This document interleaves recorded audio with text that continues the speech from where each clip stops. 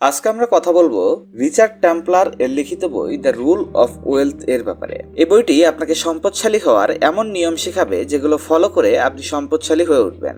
যতটা ইচ্ছা ততটা সম্পত্তি কামাতে পারবেন। শুধু সম্পত্তিই কামাতে পারবেন না, বরঞ্চ কামানো টাকা হারানো থেকেও বেঁচে যাবেন। যদি আপনিও এই সম্পত্তির নিয়মগুলো জেনে সম্পদশালী হয়ে উঠতে চান তবে ভিডিওটি শেষ পর্যন্ত দেখুন। রুল নাম্বার 1, মানি মেক্স মানি। এটা ভালোভাবে বুঝে নিন, টাকাই টাকাকে জন্ম দেয়। এটা সবচেয়ে বড় সত্য। টাকার থেকেই টাকা জন্ম নেয়। টাকা খরগোশের মতো খুব জলদি জলদি সন্তান জন্ম দেয়।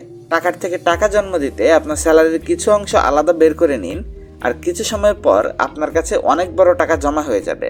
একে বিনিয়োগ করে দিন। এখানে যে লাভ পাবেন সেটাকে খরচ না করে আবার বিনিয়োগ করুন, আর এই প্রসেসটাকে বারবার দৌড়াতে থাকুন।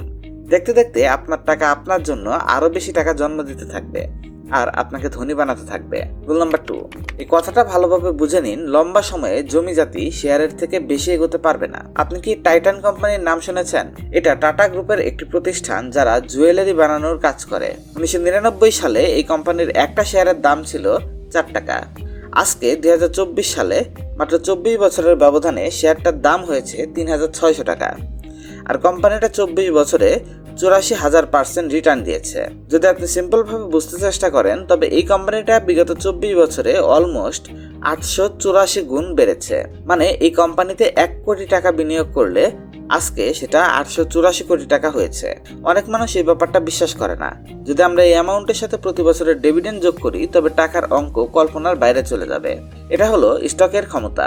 একই কথা অ্যামাজন, গুগল, ইউনিলিভার, র্যাকেট বেনকাইজার সহ সমস্ত বড় মানের কোম্পানিগুলোর দিকে তাকালে দেখতে পাওয়া যায়। এ পরিমাণ রিটার্ন কোনো জমি কি দিতে পেরেছে?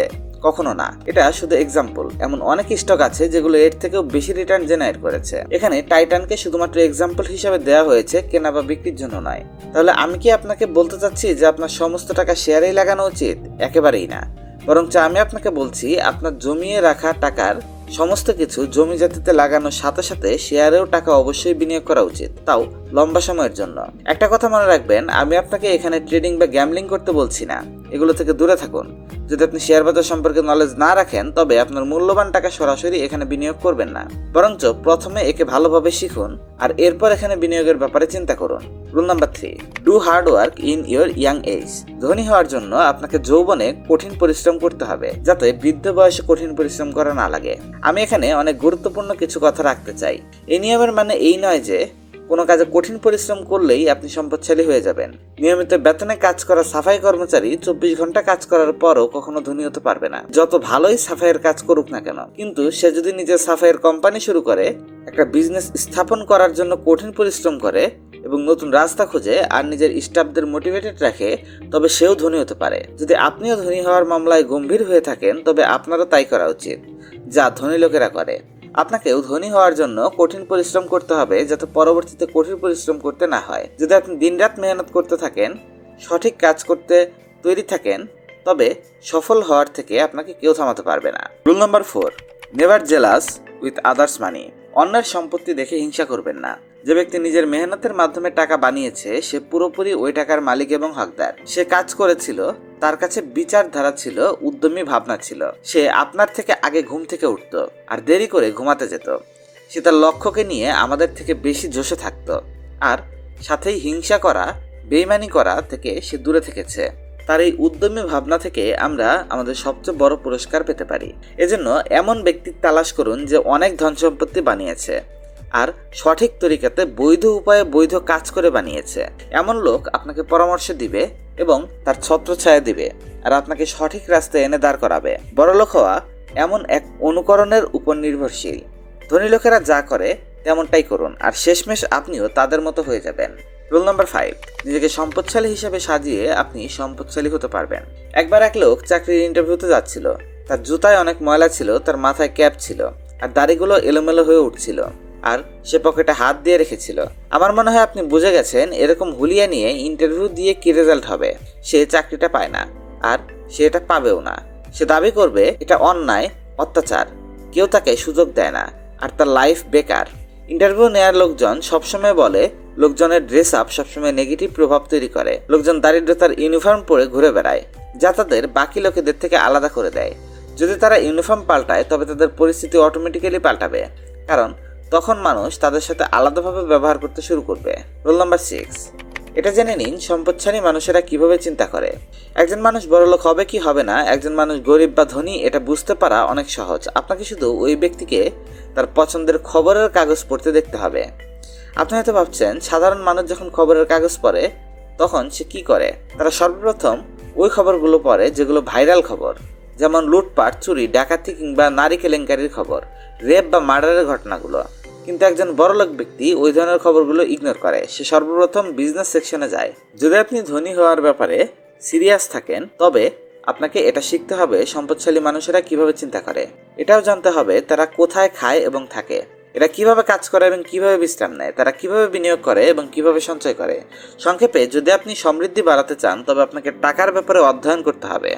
সম্পদশালী লোকেদের সাথে কথা বলুন, তাদের প্রশ্ন জিজ্ঞেস করুন, তাদের কাছ থেকে পরামর্শ নেওয়ার চেষ্টা করুন। সম্পদশালী লোকেদের ব্যাপারে পড়ুন, তাদের ইন্টারভিউ, আত্মকথা আপনাকে অনেক নলেজ দিতে পারে। আপনি এই ভিডিওটি এখনো দেখছেন, এর মানে হলো আপনার মধ্যে সম্পদশালী হওয়ার প্রবল ইচ্ছা আছে এবং আপনি এটি হয়েই ছাড়বেন। এখন আরো 3টা গুরুত্বপূর্ণ পয়েন্ট ডিসকাস করতে হবে। Rule number 7, stop procrastination. তালবাহানা বানিয়ে সময় বরবাদ করবেন না। টাকা সম্পর্কিত নির্ণয়গুলো দ্রুততার সাথে নিন। যদি আপনি মাঝ সমুদ্রে থাকেন আর অনেক বড় তুফান এসে যায় তখন আপনি কি করবেন? আপনি 1 সেকেন্ডও সময় নষ্ট করবেন না। আপনি আপনার নৌকা একটা সুরক্ষিত বন্দরের দিকে ঘুরিয়ে যাওয়ার চেষ্টা করবেন, যে কোনো তীরের দিকে। আপনি কাজ পিছিয়ে দেয়া বা পরে করব বলে রেখে দেওয়ার মতো বিষয়গুলো এড়িয়ে যাবেন। আপনি চিন্তা করতে সময় বরবাদ করবেন না। আপনি চিন্তা করতে যাবেন না যে ওই বন্দরে খাবার দাবারগুলো ভালো ব্যবস্থাপনায় আছে কিনা। আপনি তখন ভাববেন না সেখানে আপনার ফেভারিট রেস্টুরেন্ট আছে কিনা। আপনি ভাবতে যাবেন না ওই পারে সস্তা খাবার পাওয়া যাবে কিনা। আপনি তো শুধু জলদি জলদি ঝড় থেকে বের হতে চাইবেন। আপনি একেবারেই লেট করবেন না। আর আপনি এই বিষয়টার জন্য আল্লাহর কাছে শুকরিয়া করবেন যে এই সাগরের পাড়েও এই সুবিধা আছে যেটা আপনাকে এই মুহূর্তে সুরক্ষা দিতে পারে। টাকা বানানো কিছুটা এরকম, যখন কারো মনে এমন বিচার আসে কিংবা কোনো বিজনেস আইডিয়া আসে যা তাকে ধনী বানাতে পারে, তখন তার মনে বহু রকমের প্রশ্নের উদ্ভব হয়। সে সফল হবে কিনা, তার এটা করা উচিত কিনা। সে এর পেছনে চিন্তা করতে আর ভাবতে অনেক সময় নষ্ট করে এবং বারবার কাজ পেছাতে থাকে, যার ফলে সে কখনো প্র্যাকটিক্যালি সেটা শুরুই করতে পারে না। টাকা বিনিয়োগ করার জন্য গড়িমসি একেবারেই করবেন না। একবার সিদ্ধান্ত নিলে সেটার ব্যাপারে দ্রুত পদক্ষেপ নিন। রুল নাম্বার 8, অ্যাভয়েড ডেপ্ট। টাকা ঋণ নেবেন না ততক্ষণ পর্যন্ত যতক্ষণ না সেটা আপনার প্রচণ্ড প্রয়োজন হয়। এটা এতটা গুরুত্বপূর্ণ বিষয় যা আমি পুনরায় আপনাকে বলতে চাই। টাকা ঋণ নেবেন না যতক্ষণ না সত্যি আপনার প্রয়োজন পড়ছে। তবু এটা ততক্ষণ নেবেন না যতক্ষণ না আপনি কোনো সুদ ছাড়া এই ধার নিতে পারছেন, যতক্ষণ না বিনা শর্তে লোনটা নিতে পারছেন। তখনও নিতে চাইবেন না যখন ব্যাংকের কাছে বাড়িটি মর্গেজ দিতে হচ্ছে না। তখন লোন নিতে পারেন যখন আপনার বন্ধুত্ব ভাঙার কোনো আশঙ্কা তৈরি হবে না। কিন্তু বাস্তব জীবনে ফ্রিতে কোনো কিছু পাওয়া যায় না। যদি কেউ টাকা ধার দেয় তবে সে এটা পুনরায় চাইবে সুদের সাথে। এই সুদ আমাদের মধ্যে অধিকাংশ মানুষের অর্থনীতিকে মেরে ফেলে আর আমাদের বড়লোক হওয়াকে থামিয়ে দেয়। একে শুরুর সাথে সাথে ধ্বংস করে ফেলা উচিত। আর যদি এই কাজটি করতে বেশি দেরি হয়ে যায় তবে একে কেটে ফেলা উচিত। পরিস্থিতি যাই হোক, আমাদের এই ঋণ থেকে মুক্তি পেতে হবে। ঋণ বেশিরভাগ ক্ষেত্রে লোকেদের পোলিওগ্রস্ত বানিয়ে রাখে। যদি আপনি ফ্যামিলি এবং বন্ধুদের সাথে ঋণ নেন তবে এটা অনেক বড় ঝামেলা দাঁড় করাতে পারে এবং সমস্যা অনেক বেড়ে যেতে পারে। যে কোনো কিছু করার পূর্বে ঋণ এবং ব্যক্তিগত ঋণগুলোকে শোধ করে দিন। সুদ থেকে বাঁচাই একমাত্র তরিকা। রুল নাম্বার 9, বড়লোক হওয়ার রাস্তায় চলতে শুরু করার জন্য কোনো নির্দিষ্ট সময় নেই এবং কোনো নির্দিষ্ট বয়স নেই। একটা কথা মনে রাখবেন, কেএফসির মালিক কর্নেল স্যান্ডার 60 বছর বয়স পর্যন্ত সংঘর্ষের সাথে জীবন কাটিয়েছে। যখন তিনি কেএফসি কোম্পানি স্টার্ট করেন তখন তার বয়স ছিল 60 বছর। এই কোম্পানি তাকে বিলিয়নিয়ার বানিয়ে দেয়। যদি সে এটা চিন্তা করতো যে এখন তো আমার বয়স অনেক বেড়ে গেছে, এখন তো আমার মরার সময় এসে গেছে, তবে কেএফসি কোম্পানি কি কখনো দুনিয়াতে আসতে পারতো? ইতিহাস সাক্ষী, আজকের দুনিয়াতে এমন কোনো দেশ নেই যেখানে কেএফসির ব্রাঞ্চ নাই। যে কেউ টাকা বানাতে পারে। এতে আপনার বয়স কিংবা সময়ের কোনো বন্ধন নেই। এখানে শুধু প্রয়োজন আপনার সম্পদশালী হওয়ার জন্য আপনার সম্পূর্ণ ধ্যান কেন্দ্রিত করা, ফোকাস করা। এরপর থেকে স্থিতি অটোমেটিক্যালি আপনার মতো চলতে থাকবে।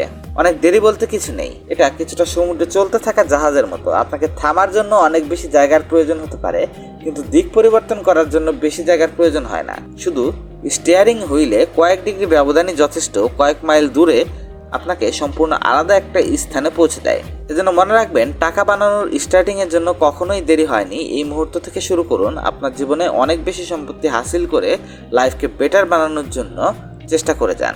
শুভকামনা রইল।